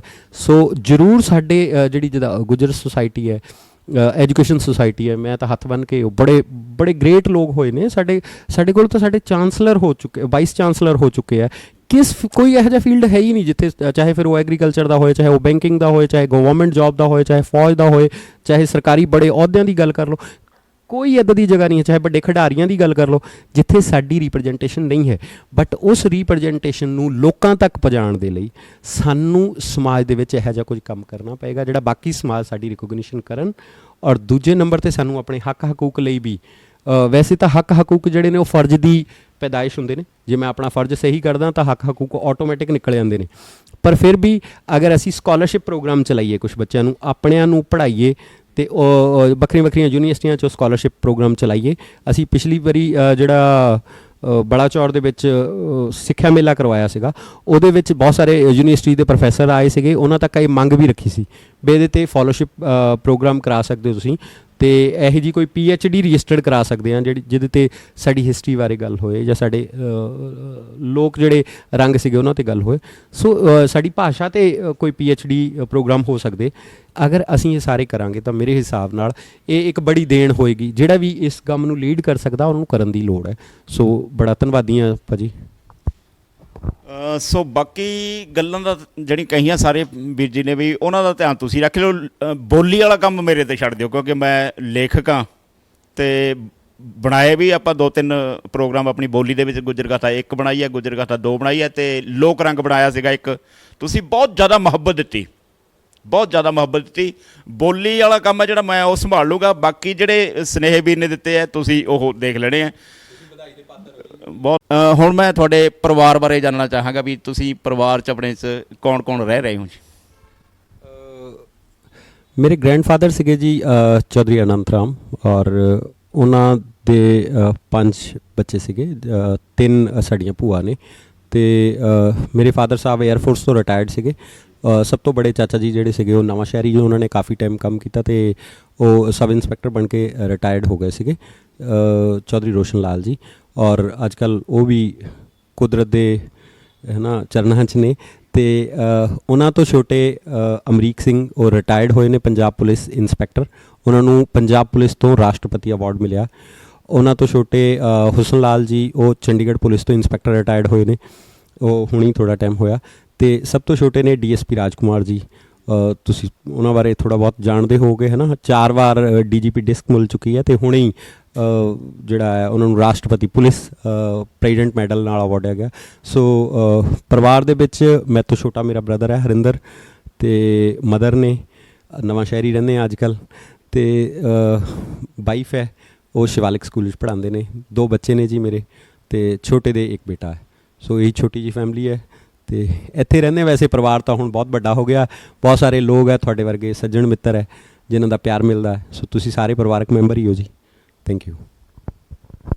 ਸੋ ਬਹੁਤ ਹੀ ਪੜ੍ਹੀ ਲਿਖੀ ਕਹਿ ਸਕਦੇ ਹਾਂ ਫੈਮਿਲੀ ਹੈਗੀ ਹੈ, ਸਾਰੇ ਆਫਿਸਰ ਨੇ ਫੈਮਿਲੀ ਦੇ ਵਿੱਚ। ਵੀਰ ਦਾ ਵੀ ਇੱਕ ਕਾਰੋਬਾਰ ਚੰਗਾ ਹੈ, ਲੋਟਸ ਇਹਨਾਂ ਦਾ ਇੱਥੇ ਆਫਿਸ ਹੈ, ਆਫਿਸ ਦੇ ਵਿੱਚ ਹੀ ਅੱਜ ਸਾਨੂੰ ਮਿਲੇ ਹੈ। ਸੋ ਵਾਹਿਗੁਰੂ ਅੱਗੇ ਅਰਦਾਸ ਕਰਦੇ ਹਾਂ ਵੀ ਇਸੇ ਤਰ੍ਹਾਂ ਇਸ ਪਰਿਵਾਰ ਦੇ ਉੱਤੇ ਮਿਹਰਾਂ ਭਰਿਆ ਹੱਥ ਰੱਖੇ, ਤੰਦਰੁਸਤੀ ਰੱਖੇ ਸਾਡੇ ਵੀਰ ਦੀ, ਤਾਂ ਕਿ ਅਸੀਂ ਇਹਨਾਂ ਤੋਂ ਹੋਰ ਬਹੁਤ ਹਾਲੇ ਸੇਵਾਵਾਂ ਲੈਣੀਆਂ ਆਪਣੇ ਸਮਾਜ ਲਈ। ਆਵਾਜ਼ ਸੰਸਥਾ ਦੇ ਜ਼ਰੀਏ ਸਾਨੂੰ ਇਹ ਸੇਵਾਵਾਂ ਇਨਸਾਨੀਅਤ ਨੂੰ ਦਿੰਦੇ ਰਹਿਣ। ਵੀਰ ਜੀ, ਇੱਕ ਨੌਜਵਾਨਾਂ ਬਾਰੇ ਕੁਛ ਨਾ ਕੁਛ, ਵੈਸੇ ਤਾਂ ਸਾਰੇ ਸੁਨੇਹੇ ਹੀ ਦਿੱਤੇ ਤੁਸੀਂ, ਵਧੀਆ ਗੱਲਾਂ ਕੀਤੀਆਂ, ਇੰਨੀਆਂ ਵਧੀਆ ਗੱਲਾਂ, ਸਟੱਜੀਆਂ ਗੱਲਾਂ ਕੋਈ ਨਹੀਂ ਕਰ ਸਕਦਾ ਤੁਹਾਡੇ ਵਰਗੀਆਂ। ਇੱਕ ਸੁਨੇਹਾ ਜ਼ਰੂਰ ਦਿਓ ਨੌਜਵਾਨਾਂ ਨੂੰ ਜਿਹੜੇ ਭਟਕੇ ਹੋਏ ਆ ਨਸ਼ਿਆਂ ਦੇ ਖਿਲਾਫ, ਕੁਛ ਨਾ ਕੁਛ ਜ਼ਰੂਰ ਕਹੋ। ਮੈਂ ਭਾਜੀ ਨਸ਼ੇ ਦੇ ਖਿਲਾਫ ਮਤਲਬ ਮੈਂ ਨਸ਼ੇ ਦੀ ਗੱਲ ਹੀ ਨਹੀਂ ਕਰਨਾ ਚਾਹੁੰਦਾ। ਨਸ਼ਾ ਐਕਚੁਅਲ 'ਚ ਮੈਨੂੰ ਲੱਗਦਾ ਕਰਦਾ ਹੀ ਕਿਉਂ ਹੈ ਬੰਦਾ, ਜਦੋਂ ਬਹੁਤ ਫਰਸਟ੍ਰੇਟ ਹੋ ਜਾਂਦਾ ਜਾਂ ਉਹਨੂੰ ਕਿਸੇ ਹੋਰ ਮਤਲਬ ਕਿਸੇ ਟਾਈਮ ਸਾਡੇ ਧਰਮ ਗ੍ਰੰਥ ਜਿਹੜੇ ਸੀਗੇ, ਲੋਕ ਬਹੁਤ ਪੜ੍ਹਦੇ ਸੀਗੇ, ਲੋਕ ਬੜੇ ਅਧਿਆਤਮ ਨਾਲ ਜੁੜੇ ਹੋਏ ਸੀਗੇ, ਉਹ ਇੱਕ ਤਰ੍ਹਾਂ ਪਿੱਛੇ ਹੋ ਗਏ, ਜਿਹਦੇ ਨਾਲ ਸਾਡੀ ਜਿਹੜੀ ਕੁਛ ਸਾਡੇ ਸਮਾਜ ਵਿੱਚ ਵਿਕ੍ਰਿਤੀਆਂ ਆ ਗਈਆਂ। ਕੁਛ ਹੋਇਆ ਕਿ ਬਹੁਤ ਸਾਰੀਆਂ ਜ਼ਰੂਰਤਾਂ ਦਾ ਬੋਝ ਪੈ ਗਿਆ। ਇੱਕ ਦੂਜੇ ਨੂੰ ਦੇਖਾ ਦੇਖੀ ਅਸੀਂ ਜਲਦੀ ਤੋਂ ਜਲਦੀ ਅਗਲੇ ਦੇ ਬਰਾਬਰ ਹੋਣਾ ਚਾਹੁੰਦੇ ਹਾਂ। ਸੋ ਹੁਣ ਲੋਕ ਕਿਤੇ ਉੱਪਰ ਸਵਰਗ ਨਹੀਂ ਲੱਭਣਾ ਚਾਹੁੰਦੇ, ਉਹ ਕਹਿੰਦੇ ਨੇ 2 ਪੈਗ ਲਾਓ ਅਤੇ ਸ਼ਾਮ ਨੂੰ ਅਸੀਂ ਸਵਰਗ ਪੁੱਜ ਜਾਣਾ। ਸੋ ਉਹ ਜਿਹੜਾ ਇੱਕ ਇਹੀ ਜਿਹੀ ਮਨੋਬ੍ਰਿਤੀ ਹੋ ਗਈ ਕਿ ਉਹ ਜਲਦ ਕਾਹਲੀ ਦੇ ਵਿੱਚ ਨਸ਼ਾ ਕਰਨ ਲੱਗ ਗਏ ਨੇ। ਇਹਦੀ ਬਜਾਏ ਐਕਚੁਅਲ 'ਚ ਕੀ ਹੈ, ਲੋਕ ਫਰਸਟ੍ਰੇਟ ਨੇ। ਲੋਕਾਂ ਨੂੰ ਚੰਗੀ ਅਗਰ ਵਿੱਦਿਆ ਨਹੀਂ ਮਿਲੇਗੀ, ਵਿੱਦਿਆ ਦਾ ਮਤਲਬ ਡਿਗਰੀਆਂ ਨਹੀਂ ਹੈ, ਵਿੱਦਿਆ ਦਾ ਮਤਲਬ ਮੇਰਾ ਪਰਪਸ ਇਹੀ ਹੈ ਕਿ ਜਦ ਤੱਕ ਉਹਨੂੰ ਅੰਦਰੋਂ ਸਕੂਨ ਨਹੀਂ ਮਿਲਦਾ ਤਦ ਤੱਕ ਉਹ ਬਾਹਰ ਕੁਛ ਨਾ ਕੁਛ ਭਾਲਣ ਦੀ ਕੋਸ਼ਿਸ਼ ਕਰਦਾ। ਸੋ ਉਹ ਉਸੇ ਰੂਪ ਵਿੱਚ ਉਹ ਨਸ਼ਾ ਕਰਨ ਦੀ ਕੋਸ਼ਿਸ਼ ਕਰਦਾ। ਸੋ ਨੌਜਵਾਨਾਂ ਨੂੰ ਇਹੀ ਹੈ ਕਿ ਤੁਸੀਂ ਸ਼ਾਰਟਕਟ ਨਾ ਲੱਭੋ। ਤੁਸੀਂ ਇੱਕ ਦਿਨਾਂ 'ਚ ਕੁਛ ਨਹੀਂ ਮਿਲਦਾ, ਸਮਾਂ ਲੱਗਦਾ ਹਰ ਚੀਜ਼ ਨੂੰ। ਅਗਰ ਤੁਸੀਂ ਕੋਈ ਵੀ ਫੁੱਲ ਲੈ ਲਓ, ਤੁਸੀਂ ਅੱਜ ਜਦੋਂ ਤੁਸੀਂ ਕੁਛ ਬੀਜਦੇ ਹੋ ਤਾਂ ਤੁਸੀਂ ਇੱਕਦਮ ਐਕਸਪੈਕਟ ਨਹੀਂ ਕਰ ਸਕਦੇ ਕਿ ਉਹਦੇ ਤੋਂ ਤੁਹਾਨੂੰ ਫਲ ਮਿਲ ਜਾਏਗਾ, ਤੁਹਾਨੂੰ ਟਾਈਮ ਦੇਣਾ ਪੈਂਦਾ। ਸੋ ਸਮੇਂ ਦੇ ਹਿਸਾਬ ਨਾਲ ਅਗਰ ਤੁਸੀਂ ਉਸ ਚੀਜ਼ ਦਾ ਇੰਜੋਏ ਕਰਨਾ ਸਟਾਰਟ ਕਰੋ ਤਾਂ ਮਿਹਨਤ ਦਾ ਫਲ ਇੱਕ ਨਾ ਇੱਕ ਦਿਨ ਮਿਲ ਜਾਂਦਾ ਹੈ। ਸੋ ਆਪਸ ਵਿੱਚ ਅਸੀਂ ਅੱਜ ਕੱਲ੍ਹ ਪੰਜਾਬ ਦੇ ਹਾਲਾਤ ਬਹੁਤ ਮਾੜੇ ਹੋਏ ਨੇ। ਰੋਜ਼ ਅੱਜ ਕੱਲ੍ਹ ਅਖਬਾਰਾਂ ਭਰੀਆਂ ਹੋਈਆਂ ਨੇ, ਇੱਕ ਦੂਜੇ ਨੂੰ ਅਸੀਂ ਗੁੰਡਾਗਰਦੀ ਕਰਕੇ ਮਾਰ ਰਹੇ ਹਾਂ। ਈਵਨ ਮੈਂ ਕੱਲ ਦੇਖ ਰਿਹਾ ਸੀ ਗੜਸ਼ੰਕਰ ਵਿੱਚ ਇੱਕ ਪੁਲਿਸ ਵਾਲੇ ਦਾ ਹੱਥ ਵੱਢ ਦਿੱਤਾ, ਉਹਨੇ ਚਲਾਨ ਕੱਟ ਦਿੱਤਾ ਸੀ ਇੱਕ ਨੌਜਵਾਨ ਦਾ। ਸੋ ਅਸੀਂ ਉਹਦੇ ਚੱਕਰ 'ਚ ਇਕੱਠੇ ਹੋ ਰਹੇ ਹਾਂ। ਨੌਜਵਾਨਾਂ ਨੂੰ ਇਹ ਫਰਸਟ੍ਰੇਸ਼ਨ ਤੋਂ ਬਾਹਰ ਨਿਕਲਣ ਦੀ ਲੋੜ ਹੈ। ਸਰਕਾਰਾਂ ਨੂੰ ਇਹਦੇ ਲਈ ਉਪਰਾਲੇ ਕਰਨ ਦੀ ਲੋੜ ਹੈ। ਸਮਾਜਾਂ, ਜਿੰਨੇ ਵੀ ਤਰ੍ਹਾਂ ਦੇ ਸਮਾਜ ਹੈ ਜਾਂ ਸਾਰੇ ਹੀ ਅਸੀਂ ਸਾਰੇ ਲੋਕ ਹਾਂ, ਸਾਨੂੰ ਇਹਦੇ ਬਾਰੇ ਵਿਚਾਰ ਕਰਨ ਦੀ ਲੋੜ ਹੈ। ਸਾਨੂੰ ਆਪਣੇ ਬਜ਼ੁਰਗਾਂ ਦੀ ਓਟ ਆਸਰੇ ਲੈਣ ਦੀ ਲੋੜ ਹੈ। ਕਈ ਵਾਰੀ ਜ਼ਰੂਰਤਾਂ ਪੂਰੀਆਂ ਨਹੀਂ ਵੀ ਹੁੰਦੀਆਂ, ਤਦ ਵੀ ਸਾਨੂੰ ਸਹਿਣ ਸ਼ਕਤੀ, ਸਬਰ ਅਤੇ ਸੰਤੋਖ, ਇਹ ਦੋ ਸ਼ਬਦ ਜਦ ਅਸੀਂ ਭੁੱਲ ਗਏ ਹਾਂ ਤਾਂ ਇਹ ਸਾਰੀਆਂ ਹੀ ਮੁਸੀਬਤਾਂ ਉਹਨਾਂ ਦੇ ਕਰਕੇ ਹੀ ਹੈ। ਸੋ ਸਾਨੂੰ ਇਹਨਾਂ ਦੋ ਸ਼ਬਦਾਂ ਦੀ ਓਟ ਆਸਰਾ ਲੈਣਾ ਪਊਗਾ, ਸਾਨੂੰ ਬਾਣੀ ਦਾ ਓਟ ਆਸਰਾ ਲੈਣਾ ਪਊਗਾ, ਅਤੇ ਫਿਰ ਅਸੀਂ ਆਪਣੇ ਆਪ ਹੀ ਇਹਨਾਂ ਚੀਜ਼ਾਂ ਤੋਂ ਬਾਹਰ ਨਿਕਲ ਸਕਾਂਗੇ। ਅਤੇ ਇਹੀ ਹੈ ਜੀ, ਮੈਂ ਤਾਂ ਇਹੀ ਕਹਿ ਸਕਦਾ। ਬਾਕੀ ਮੈਂ ਆਪ ਮਤਲਬ ਹਜੇ ਤਾਂ ਚੀਜ਼ਾਂ ਜਿਹੜੀਆਂ ਹਜੇ ਠੀਕ ਕਰਨ ਦੀ ਬਹੁਤ ਲੋੜ ਹੈ, ਅਤੇ ਹਜੇ ਅਸੀਂ ਵੀ ਇੰਨੇ ਕੋਈ ਉਸ ਲੈਵਲ ਦੇ ਨਹੀਂ ਹਾਂ, ਠੀਕ ਹੈ ਨਾ। ਸੋ ਇਹ ਬੜਾ ਕੰਮ ਹੈ ਮੇਰੇ ਹਿਸਾਬ ਨਾਲ, ਟਾਈਮ ਲੱਗੇਗਾ ਇਹਦੇ ਨਾਲ, ਬਟ ਹੌਲੀ ਹੌਲੀ ਚੀਜ਼ਾਂ ਜਿਹੜੀਆਂ ਠੀਕ ਹੋ ਜਾਣਗੀਆਂ ਜੀ। ਸੋ ਬਹੁਤ ਬਹੁਤ ਧੰਨਵਾਦ ਚੌਧਰੀ ਵਰਿੰਦਰ ਬਜਾੜ ਜੀ, ਸਾਡੇ ਚੈਨਲ ਲਈ ਇਹਨਾਂ ਨੇ ਸਮਾਂ ਕੱਢਿਆ ਹੈ। ਸੋ ਬਹੁਤ ਬਹੁਤ ਸ਼ੁਕਰੀਆ ਵੀਰ ਜੀ, ਥੈਂਕ ਯੂ ਸੋ ਮਚ।